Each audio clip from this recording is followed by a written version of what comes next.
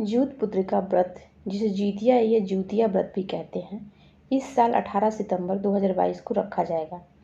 इस कठिन व्रत के दिन माताएं निर्जल रहकर अपनी संतान की खुशहाली और दीर्घायु की कामना करती हैं। वहीं शास्त्रों के अनुसार माना जाता है कि इस कठिन व्रत की पूजा का फल इस कथा को पढ़े बिना अधूरा रहता है। हिंदू पंचांग के मुताबिक हर साल अश्विन मास के कृष्ण पक्ष की अष्टमी तिथि को लेकर 10वीं तिथि तक जितिया पर्व मनाया जाता है। 3 दिनों तक चलने वाला एक कठिन निर्जल व्रत को ज्यूत पुत्रिका, ज्यूतिया या ज्यूत बावन व्रत भी कहते हैं। इस साल 18 सितंबर को जितिया व्रत रखा जाएगा। वहीं 19 सितंबर को व्रत का पारण किया जाएगा। माताएं अपनी संतान की लंबी उम्र और सुख समृद्धि की कामना से व्रत रखती हैं। वहीं शास्त्रों की मान्यता है कि ज्यूत पुत्रिका व्रत कथा को पढ़े या सुने बिना इस व्रत का फल अधूरा रहता है। कथा इस प्रकार से है। जितिया व्रत की पौराणिक कथा। कथा नंबर 1। एक पौराणिक कथा के मुताबिक महाभारत युद्ध में अपने पिता की मृत्यु के पश्चात अश्वत्थामा बहुत गुस्सा हो गया था। उसके मन के बदले की भावना ज्वाला धधक रही थी। इसी बदले की आग में अश्वत्थामा पांडवों के शिविर में घुस गया, जहां 5 लोग सो रहे थे। क्रोधित अश्वत्थामा ने उन लोगों को पांडवों को समझकर मार डाला, जबकि वे 5 द्रौपदी की संतानें थीं। इसके बाद अर्जुन ने अश्वत्थामा को बंदी बना लिया और उसकी दिव्य मणि भी छीन ली।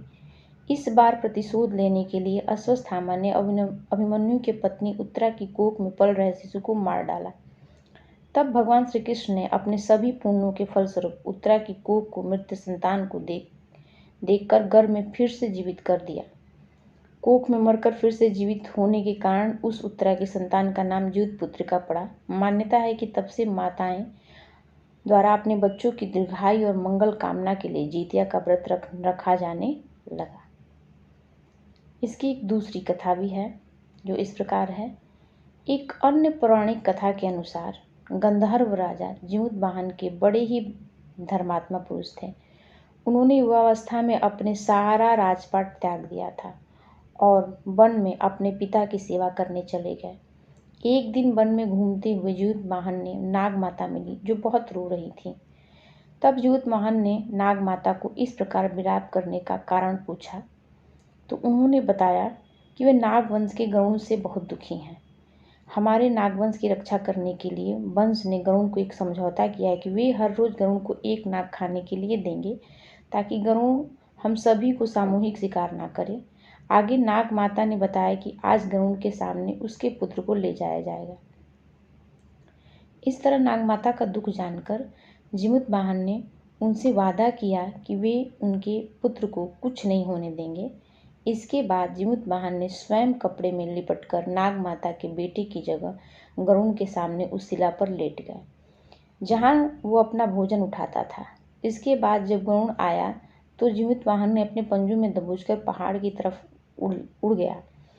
छटपटाहट की आवाज़ नहीं आ रही थी। तब उसे संदेह को दूर करने के लिए गरुड़ ने कपड़ा हटाकर देखा तो ज्यूतवाहन को पाया। गंधर्वराज ने ज्यूतवाहन की पूरी बात गरुड़ को बता दी और इसके बाद गरुड़ ने ज्यूतवाहन को छोड़ दिया। साथ ही गरुड़ ने उसे नागों को ना खाने का वचन भी दिया। तब से माना जाता है कि माताएं अपने बच्चों की सलामती के लिए इस व्रत को रखती हैं।